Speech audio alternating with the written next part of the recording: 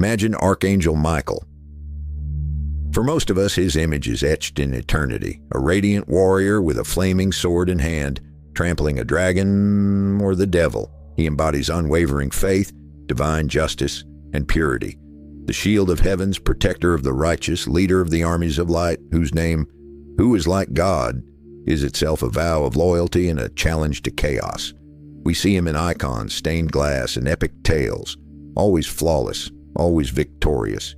He is a quintessential hero whose valor has never been questioned, a symbol of the eternal struggle between good and evil, the embodiment of ideal heavenly order. His figure inspires reverence and confidence. He's the last frontier before darkness, and the first to rise in defense. His strength is not merely physical, it is the power of will, the power of principle, absolute and unbreakable. But what if, behind this ideal, almost ethereal facade, lies a story few are ready to hear, and even fewer to accept? Legends whispered in the shadows of ancient texts speak of a period when Michael was far from the compassionate protector we know. Before becoming a shield, he was a hammer, an instrument of pure, ruthless will, knowing no doubt or nuance. Imagine not just a warrior, but an executor whose hand would not tremble, destroying entire worlds or life forms if they did not conform to some absolute, incomprehensible design. There are versions that, at the dawn of creation before humans, or the fall, Michael was the one who carried out the harshest judgments, delivering them with cold, almost mechanical precision, not out of malice, but from absolute soulless obedience to a higher will. He could erase from existence entire galaxies populated by beings who might have only slightly deviated from an ideal developmental trajectory, or whose existence was deemed inefficient in the grand cosmic order. This was not anger or rage. It was a cold-blooded, impartial function, pure destructive power. Cynicism, perhaps not in the human sense, but in the absence of any personal empathy for those he annihilated. Cruelty? Yes, if measured by the scale of consequences, not intentions. His decisions were final, his actions irreversible. He was an ideal machine for maintaining order, where order was understood as absolute conformity to a certain standard, and any deviation as a threat requiring immediate elimination. In this early aspect, Michael was not a savior. He was a cleaner, his victories consisting of the complete eradication of everything that did not fit into a strict scheme. He did not protect, he purged. How then did this ruthless executor transform into the being we know? How could such polar entities coexist within one being, a soulless destroyer and a merciful guardian, the embodiment of order through destruction and a defender of life? What was the catalyst, the spark that ignited in him not just loyalty, but a deep understanding of the value of life? The fragility of existence? What experience, what revelation compelled him to move from blind execution to conscious protection, from thoughtless power to wise virtue? This transformation is not merely evolution, it is a true rebirth. It is a story of how even the most powerful beings can change when confronted with the true nature of chaos and realize that taming it requires not just strength, but something more: compassion, wisdom, and a willingness to protect, not merely destroy. It is the path from a flawless instrument to a flawless warrior who became a shield against chaos. In this primordial cosmic environment, where existence itself was just taking form, there were unwritten yet absolute laws. This was a period of pure design where harmony was understood as an ideal, mathematically precise adherence to an original code, and any asymmetry, any deviation from the predetermined standard, was perceived as a threat to universal order. Success here was measured not by the number saved, but by the degree of purification, the completeness of eradicating any dissonances. Weakness was considered procrastination, doubt, or any manifestation of individual will that could disrupt the flawless execution of a global directive.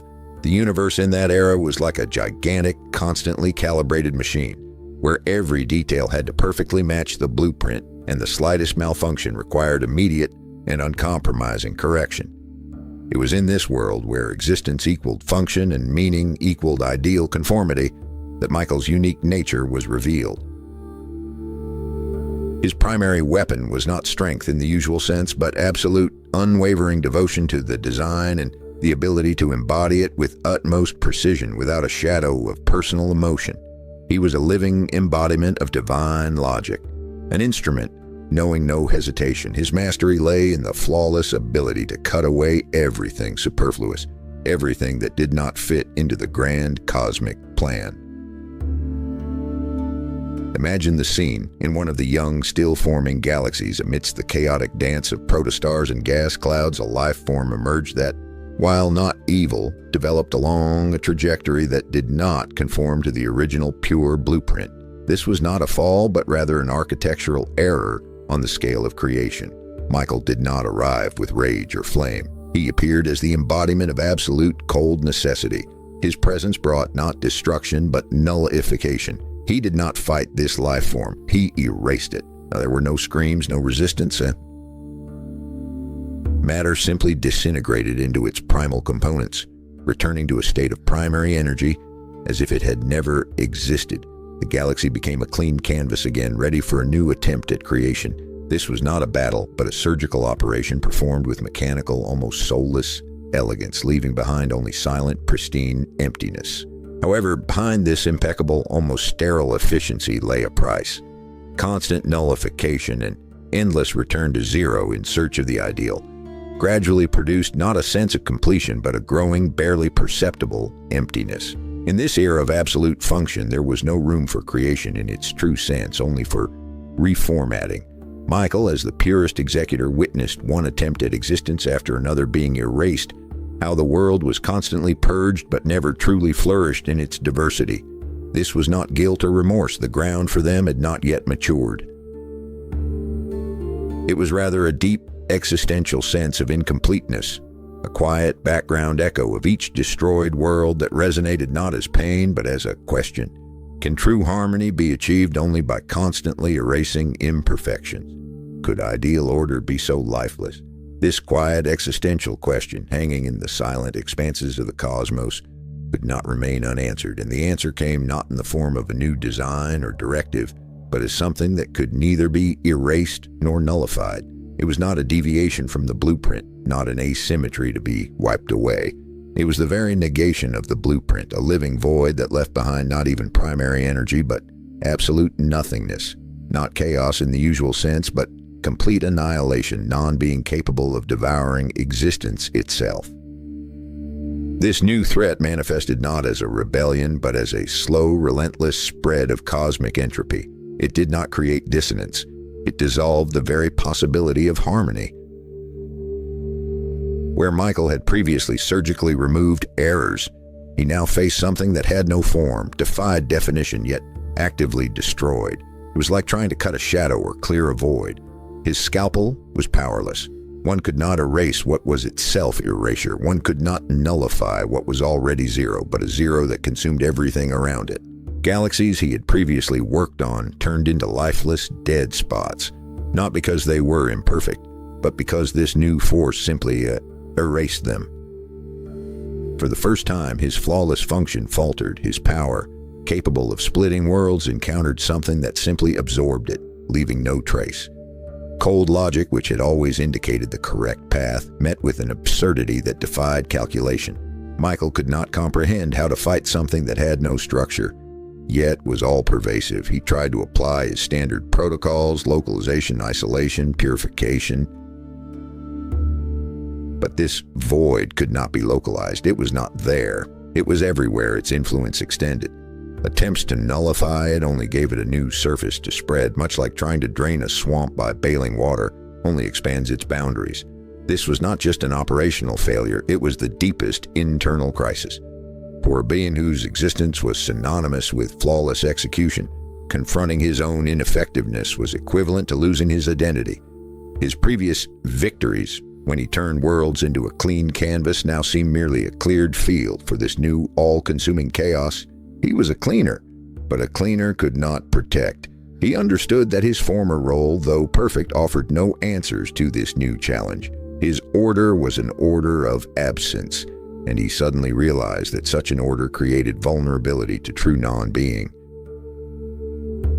The emptiness he felt within himself after each nullification now mirrored itself on a cosmic scale, threatening to engulf everything. It was in this moment of powerlessness in one of those stellar nurseries he had once almost erased that Michael witnessed something that shook him to his core. It was a small, still-forming solar system inhabited by primitive but remarkably tenacious life forms.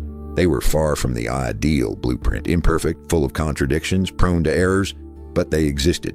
And when the shadow of cosmic entropy approached them, they did not fight it with strength they did not possess. They clung to their existence. They did not retreat. In their fragility, in their persistent will to be, Michael saw something more valuable than any mathematically precise harmony. This was not a logical conclusion, but rather a piercing revelation. He saw that true value lay not in the absence of imperfection, but in the very fact of existence. In that spark of life that burned against all odds, he understood that ideal order was not a sterile void, but a fragile balance that needed protection, not constant correction. These imperfect yet stubbornly existing beings, their struggle, their striving for light, this was what was truly precious, and this value needed no logical justification, it simply was. It was then that he realized his purpose had changed. Not purification, but guardianship. Not destruction, but the creation of conditions for life. The sword remained, but now it was not for erasing, but for defending. He understood that to curb true chaos, not only strength was needed, but something more. Compassion, wisdom, and a willingness to protect, not merely destroy. This was not a rejection of order, but a transition to a new understanding of it. An order that safeguards, rather than eradicates.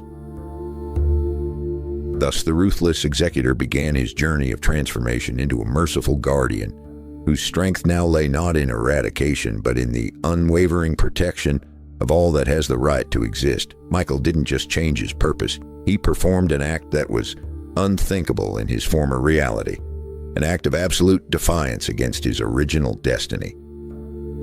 When the shadow of cosmic entropy, this living void, approached the fragile, imperfect, yet stubbornly clinging to existence star system he had previously observed, he did not allow it to be consumed.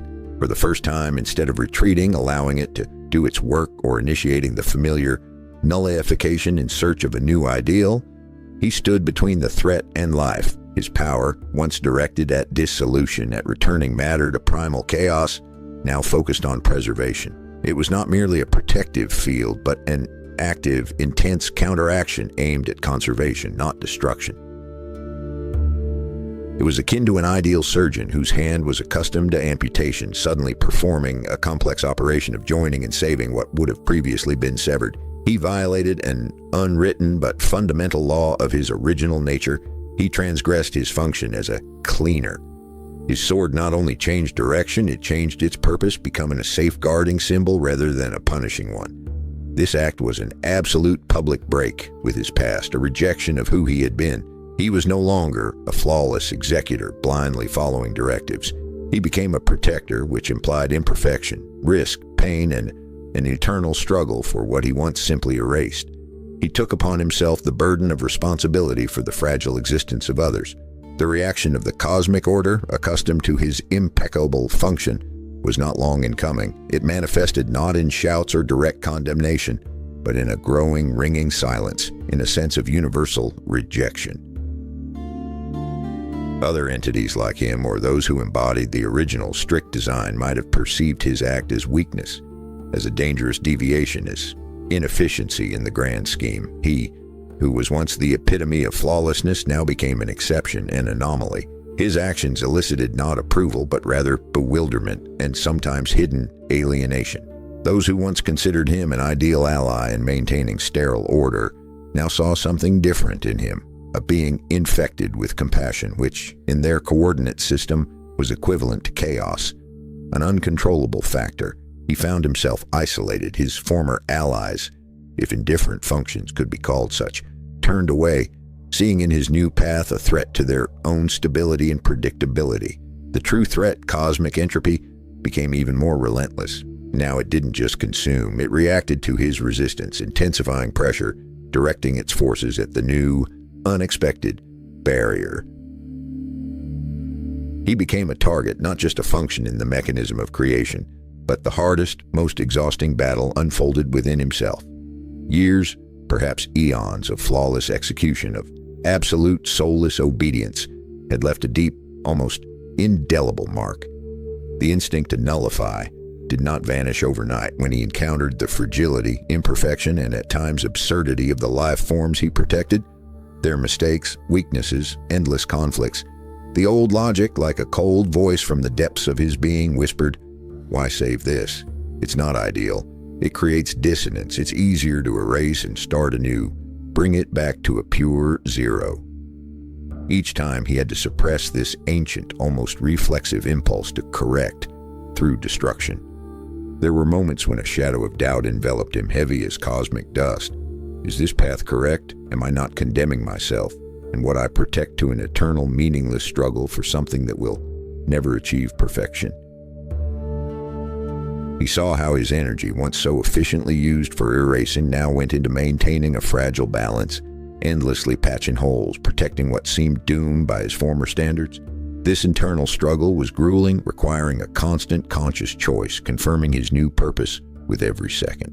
He learned not just to do things differently, but to think differently, to restructure the very foundation of his being, to abandon familiar efficiency, sterile purity, for an uncertain, risky, but infinitely valuable future.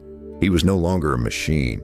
He was becoming a being capable of choice, doubt, compassion, and ultimately true virtue that does not fear imperfection but embraces it as part of life. He realized that true strength is not in the ability to destroy, but in the will to protect. It was at that moment, when his former logic proved powerless and ancient instincts demanded destruction, that Archangel Michael made his choice. He ceased to be the flawless executor whose existence was synonymous with eradicating everything that did not conform to the ideal. His former principle, order through absolute purity and nullification, was replaced by a new one, harmony through the protection and preservation of the value of every spark of existence. He realized that true strength lay not in the ability to erase, but in the will to safeguard, and this shift in his essence triggered a chain reaction that changed not only himself, but creation itself. Where previously only silent, pristine emptiness reigned after his cleansing, a new reality now emerged. Cosmic entropy, which had once consumed worlds unimpeded, encountered unprecedented resistance. Michael did not merely protect individual systems, he became a living boundary, an unbreakable barrier between non-being and the world he vowed to protect. His presence changed the very dynamic of the struggle. If previously there was only one-sided absorption, now there was active resistance. The universe ceased to be merely a blueprint to be perfectly realized. It became a battlefield where existence itself demanded constant defense. This choice had profound consequences. In those areas of the cosmos where Michael stood in defense, fragile life forms that would have previously been erased as errors were now able not only to survive, but to flourish. His unwavering will to preserve created a kind of protective dome within which the most incredible and imperfect forms of existence could blossom. He ceased to be merely a punishing sword, transforming into a pillar, a foundation upon which new worlds and new civilizations could be built. This was not just salvation, it was the creation of conditions for life, for development, for that very imperfect multifacetedness he had once sought to eradicate. His rejection of sterile purity for living, breathing diversity ushered in an era where the value of existence became higher than the value of flawless conformity. Michael's story is not just a legend of a powerful being, it is a universal lesson about transformation, about how true strength is born, not from blind obedience or ruthless efficiency, but from conscious choice, from the ability to see value in imperfection and to accept responsibility for the fragility of others. It is a reminder that even for the most powerful beings, the path to true greatness lies through empathy, wisdom, and a willingness to protect, not merely destroy. He showed that true order is not in the absence of chaos, but in the ability to guard the light even when it barely flickers. And so the flawless executor, whose hand once erased worlds, became the very shield of heavens, the embodiment of unwavering faith in the value of life. But what if this faith is the most powerful weapon against non-being? Thank you for joining us on this journey into the depths of ancient legends. where even the image of Archangel Michael gains new, unexpected facets. We have seen how the flawless executor whose hand once erased worlds became the shield of heavens, the embodiment of unwavering faith in the value of life, a faith that, perhaps, is the most powerful weapon against non-being. If this story has inspired you and made you ponder great transformations, subscribe to our channel so you don't miss new amazing tales. Share your thoughts in the comments. What does Michael's choice mean to you? What lessons have you learned from his journey from destroyer to protector? Your opinion helps us uncover new dimensions of the unknown. Until next time.